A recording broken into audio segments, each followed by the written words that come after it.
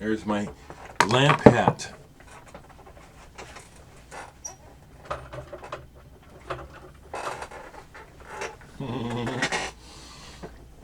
It is the 13th of June, Saturday morning. Yeah, I like to make these videos when I first get up, or I generally don't want to make them at all. It's kind of, I don't know, maybe there's kind of a good way to get oriented for the day or something, but part of it is me reviewing the last 24 hours as well as kind of getting set for the day.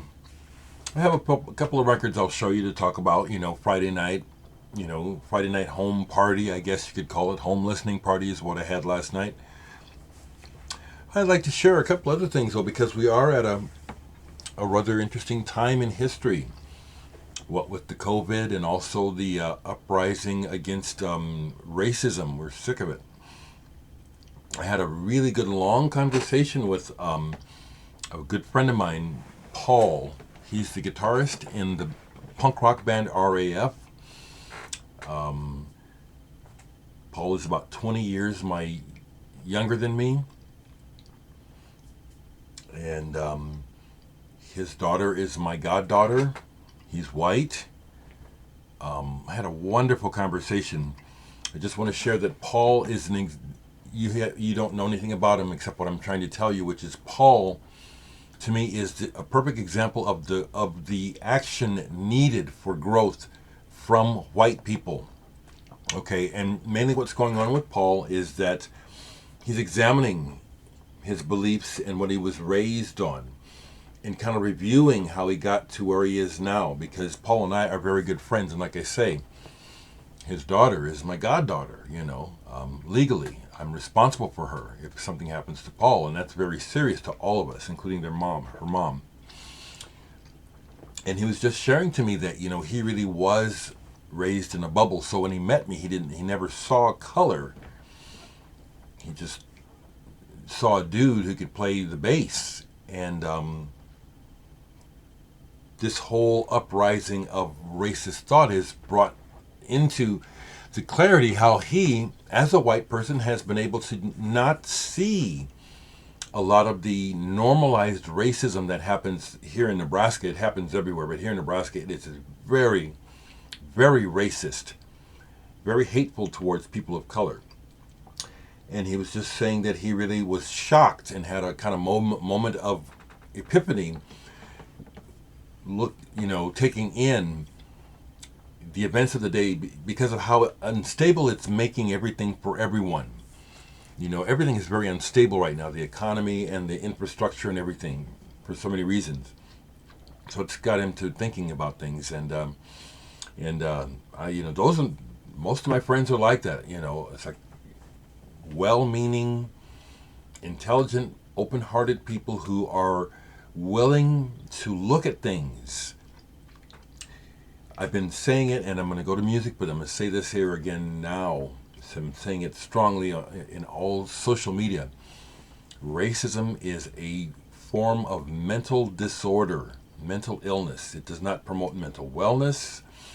The foundations of racism are distortions, myths, lies, fear. None of that is positive or growth-oriented. I could go even further.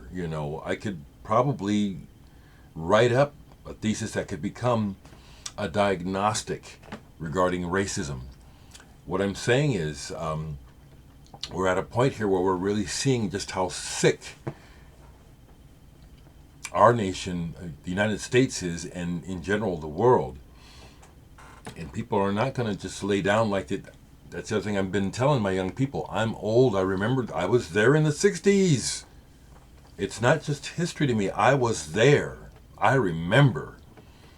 And I remember the great disappointment when everyone just laid down in the 70s and just,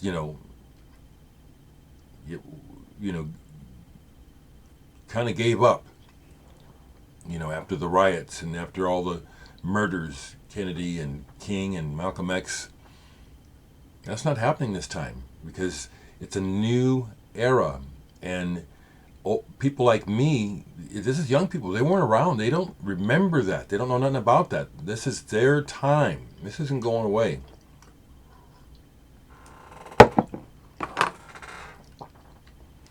A comfort food for me, if I can put it like that. Someone's music who, some of it sounds dated, some of it doesn't, but I just love his music, is Haruomi Hosono of Yellow Magic Orchestra. So I was listening to SFX last night, Friends of Earth.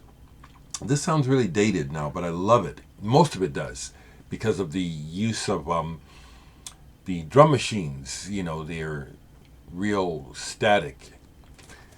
I have the other Friends of Earth where James Brown sings on it. He actually hired James Brown to sing on it. Well, I like this. I do, but it does sound dated. However, this one does not. Philharmony by Haruomi Hosono. This is a masterpiece. That cover should kind of clue you in. That's really just a stroke of genius. It's a simple, one image over another. But what it suggests is just, the man's a genius. It really does show it. This is just an amazing album. I always play it all the way through. Billy Hart, the drummer who came to us mainly primarily through working with Herbie Hancock, has made some wonderful solo albums. Enchants is one of his that is highly regarded, but I think he's overlooked. I was playing this last night, Ra, and I have a couple other of his solo albums that he made for Gramavision. Billy Hart. He's a wonderful composer, besides an excellent drummer. This isn't the one, but this other Billy Hart album on Gramavision is the album that made me pay attention to Bill Frisell's playing for the first time. I had already heard Bill Frisell, but Bill Frisell's solos and the way he sets his guitar up, sounding for this group, is what caught my attention about Bill Frisell. This is excellent.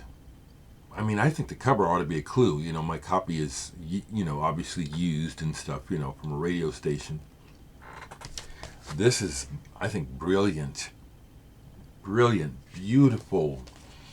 It has a freshness. It has this feeling of Billy Hart is capturing the opening of the doors, like he lives in this big house. It's a beautiful spring morning, and there's a deck or a balcony, and he opens these doors like this, and the music just in the sunshine just comes in. That's how this starts to me. It's incredibly excellent.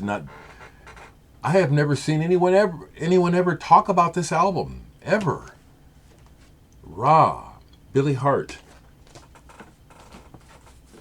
Music is magic. It is. Just right quick, I played the Semiramis again last night. I love this album. I really do. I love this album. Okay, so I'm going to go ahead and tell you that I did go to another record store. Recycled, finally. Went and visited Stewart. There was hardly anything there. Hardly anything. I got two things to show you. And I really hesitated to get this, but I thought to myself, well, I would never buy an original because it would be over $1,000. And the radioactive reissue, which is considered the official reissue, probably is not pressed as good as this. So I went ahead and bought this. Relatively Clean Rivers. This is one of those records people talk about. It's very collectible. It's old hippie music, basically. I really like it. It reminds me of Crosby, Stills, Nash and Young. And the words are very naively hippie. All the Arabs and Jews come together in love. I love that sentiment.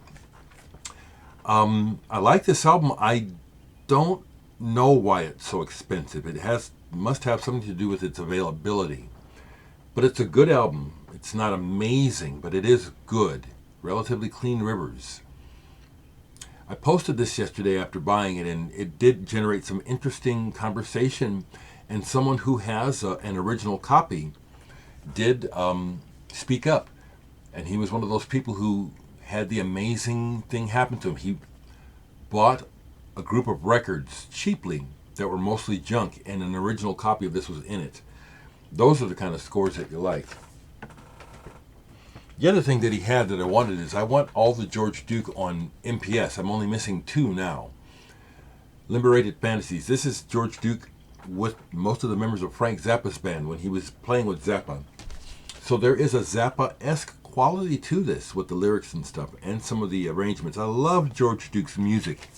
Playing, his voice, his sense of humor, the way that he soloed. Very colorful, gigantic musician. So I was really happy to find this out there.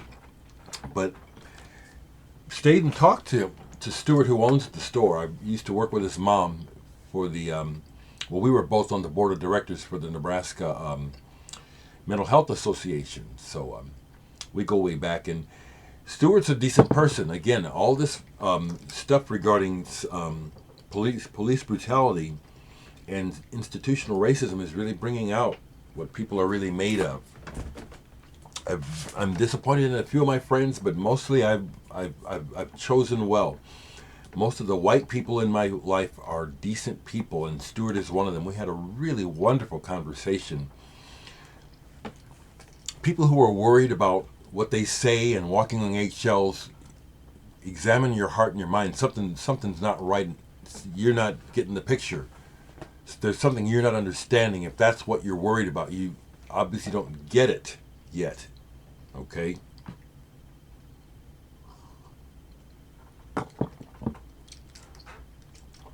That's kind of it. I did play a little bit more of the Buy Now. And this is personal. I appreciate, Andrea, you sharing this with me. It's personal music, though. You know, this is something you'd probably play for a woman, I would think, you know? Honestly, that's the way it hits me. Because it's, you know, it's what you're saying seems to be the most important thing. And as you know from watching me, the most important thing to me is the music. Thank you for sharing this with me. I didn't go see Egypt yesterday, so I don't have any more CDs yet. I'll either visit her today or tomorrow. And when I get some more CDs, I'll make a post. I'll make a post on my blog spot so you can buy them from me there. And I plan to do that later today. The other thing is, I'll keep reminding you, but next Thursday is a free online concert for me. I'm playing my music. It's not so much that I'm rehearsing, because it's like I don't need to play so much. It's all there. I'm gonna vibe, you know, like a DJ or like a maestro. I'm gonna improvise one piece live, but the rest it's like I've just got a ton of good music that I want you to hear. So I'm really glad that I can do this. Excuse me. Okay. I'm going to go sit out in the front yard.